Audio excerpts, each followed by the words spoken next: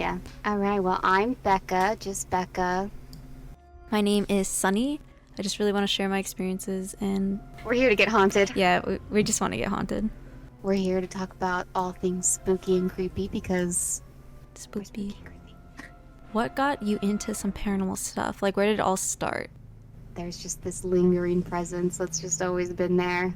You know, and my sister too experiences like this. Like we've seen like the same spirits in the house and stuff. So it's just like, I think there's definitely like the spiritual intuition. Yeah. I don't think everybody has it, but like, I've just always kind of noticed those things ever since I was little. How old do you think you were when you had like your first kind of, experience? I mean, I was always like a weird kid. You know, I would draw monsters and stuff. My mom would be like, "Are you okay?" But I honestly, pretty early on, I was so fascinated by morbid things. I don't even know where it came from. It just was always there. My old house's basement, there was a rocking chair, and it started rocking by itself. And I was like, that's so weird. And I got my sister and I got my brother, and we're all sitting on the stairs and we're watching it rock. And this was before I had any concept of ghosts. And me and my siblings went to go get my mom, and we brought her down, and it stopped. And she's like, what are you talking about? We're like, it was literally just rocking. And we sat here and watched it rock in the basement of a house. Like, there's no draft. There's nothing that could do that. It's a heavy wooden rocking chair.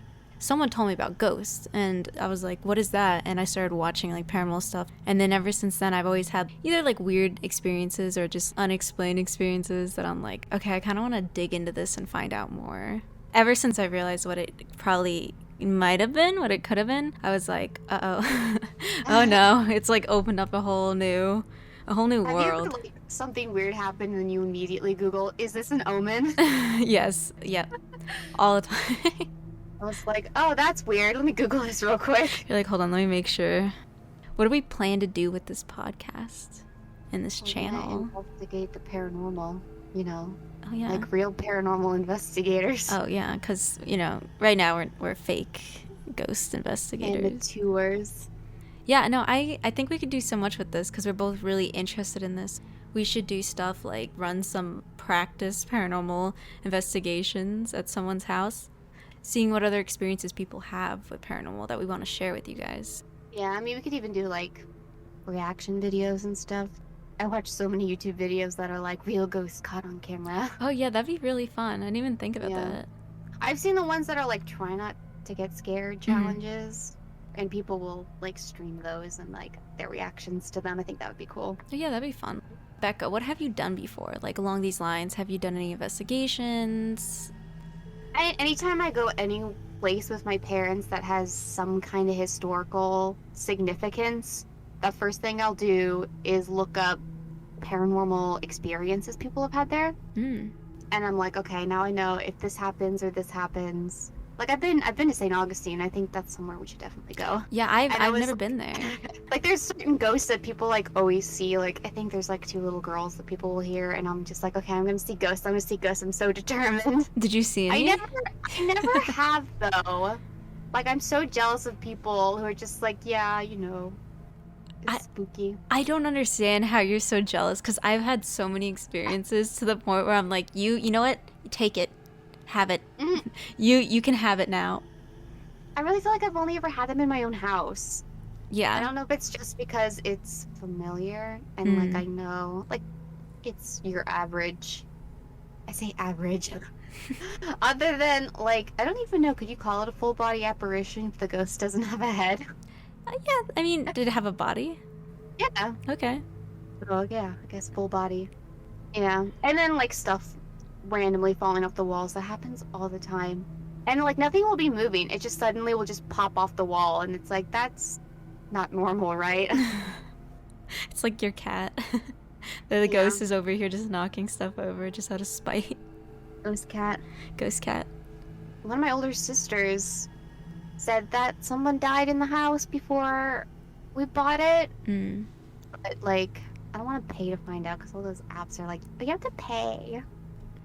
I really, really got interested. Like, through middle school, I lived in like a small town on Long Island, and me and my sister would just have crazy experiences. It was so bad that me and my sister just wouldn't sleep in our own room. And now we're like middle school age, and I feel like this is around the age when you're trying to get independent. I don't want to be around my mom. Like, you know, I'm growing up, I'm an adult. But at this point, we were so scared of our own house that we were like, Mom, can we sleep in your bed? Mom, can we be around you all the time? We felt like, you know, our mom was that protective figure that like she could protect us from anything. And I go back and I try to ask my mom about this, and she says she does not remember this, but I remember almost every single night running to my mom's room and being like, can we sleep with you? And then in high school we decided to start doing some slight investigations. We were sitting at her table, her mom was outside, it was me, my friend, and we asked, how did you die? And a male voice came over the little recorder, and it said fell and then roof, like fell off roof, and that's how someone had passed away. And it was a male voice, and there was only us 3 women in that area. Like, her mom was outside and then me and her, so there was no male in the house. That was pretty solid proof for me at that point. And I was like, okay, this is super scary, but I'm very like hooked and interested in this kind of stuff now.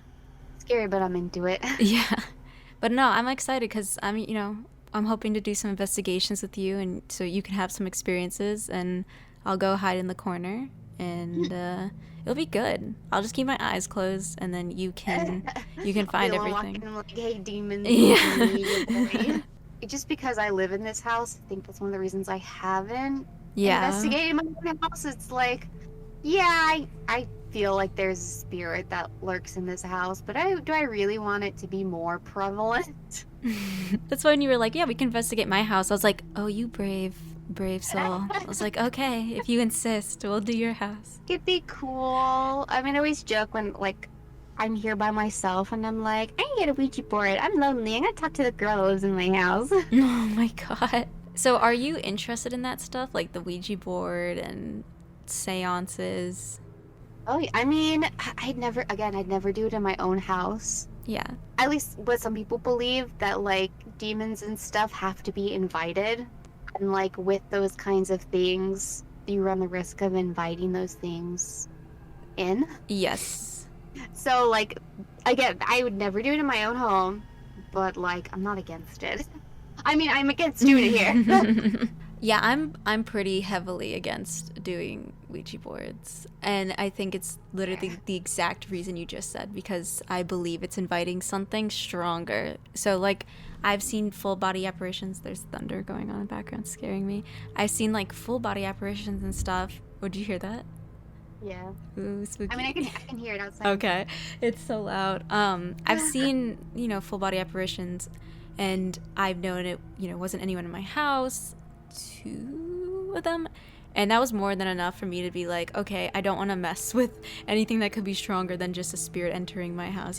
This is enough to spook me to not want to do seances or to do like Ouija boards, play with those kind of things. But I am interested in like just going around and trying to explore and capture what we can through like film, or maybe even EMF, like, and not EMF, EVP. But even with EVP, I heard that's also like trying to open something. I guess in a way it's similar to the Ouija board, where you're opening a line of communication. Mm-hmm.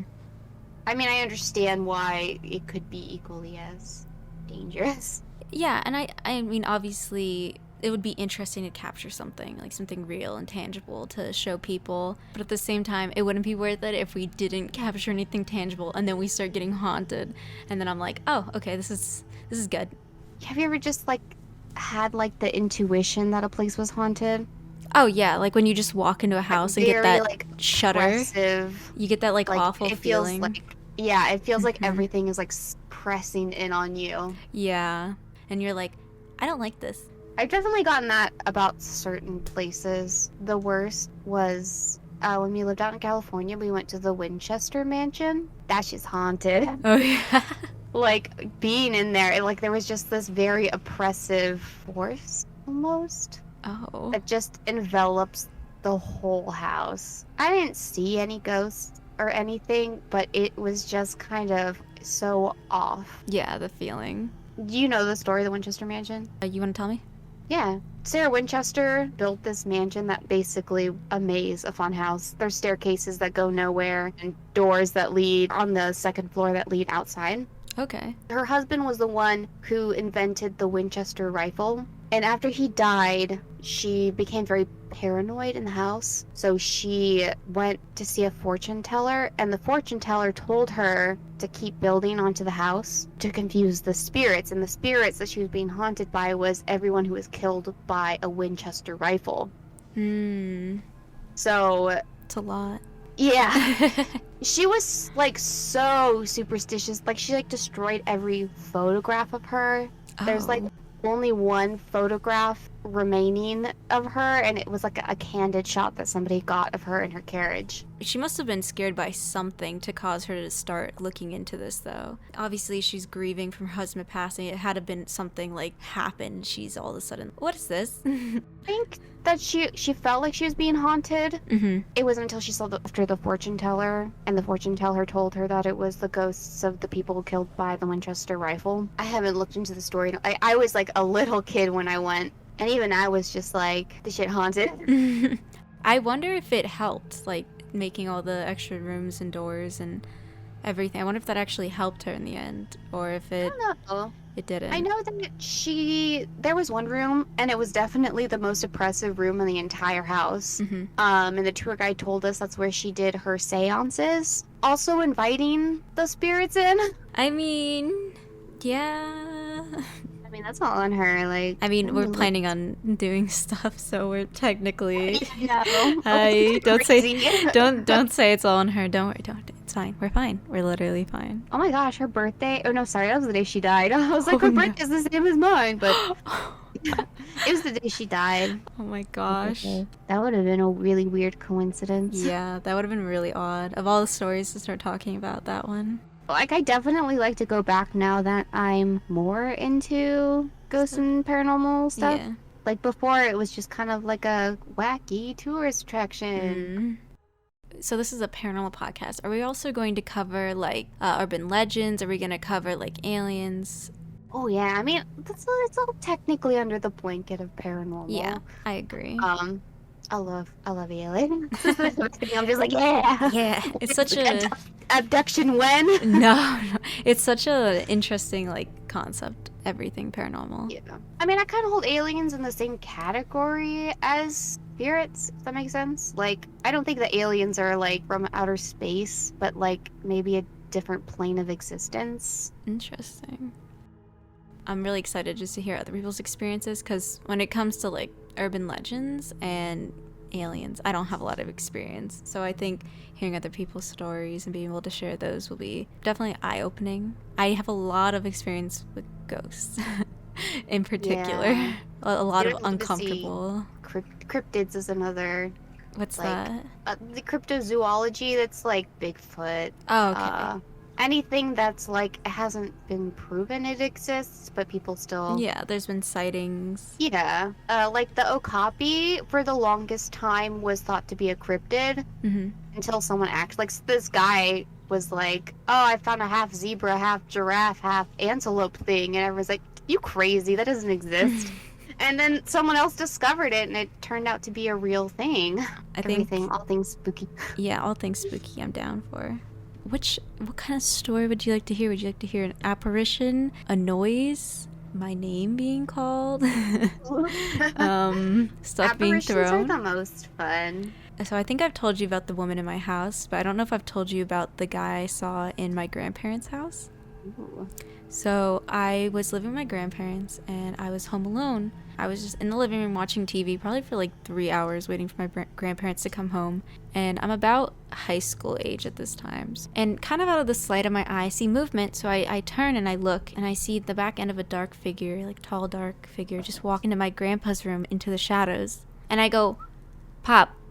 And I don't hear answer. I go, "Papa." And I like get up and I start walking over there. For some reason, instantly, I was like, I need to call out to my grandpa. As I start to walk towards his open, pitch black room, I stop.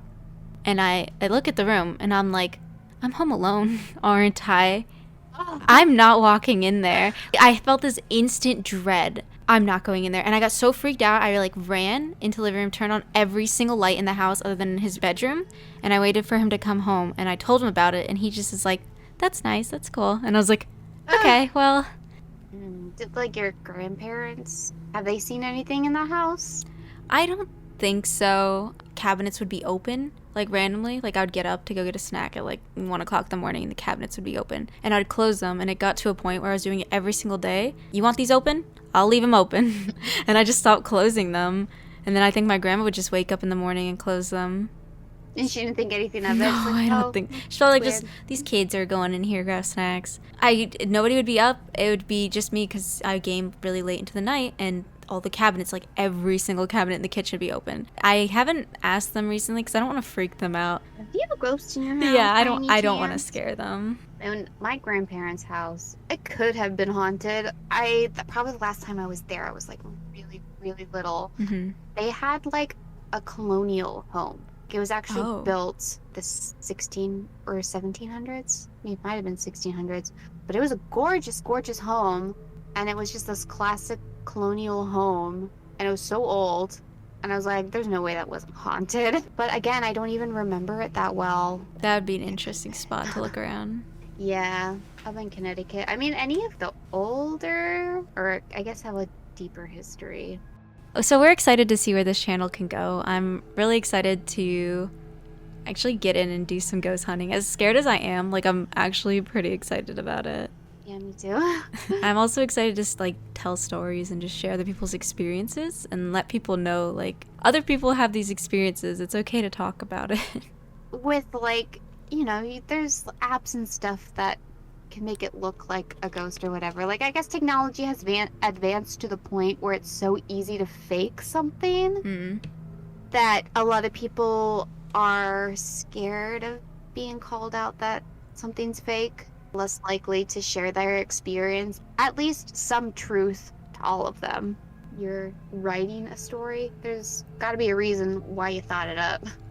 In the end, let's say we do find some evidence. I'm sure there's gonna be people out there that are gonna say it's fake, but we can say now, as tech savvy as we aren't. Yeah, I don't know how to do that. I don't know how to do that either. I think There's even a if I reason we're wanted doing to. podcasts and not YouTube. Yeah, there's a reason why we're trying, like we're starting from somewhere. So our next video should be a couple stories that we'll probably be reading, probably go back and forth, maybe get into character and do some voices, who knows. But I think it'll be super fun, exciting, and spooky, so just stay tuned for next week for when we get some stories out there. Stay spooky. Stay spooky. My brain just dies. Yeah, that's my brain shutting off.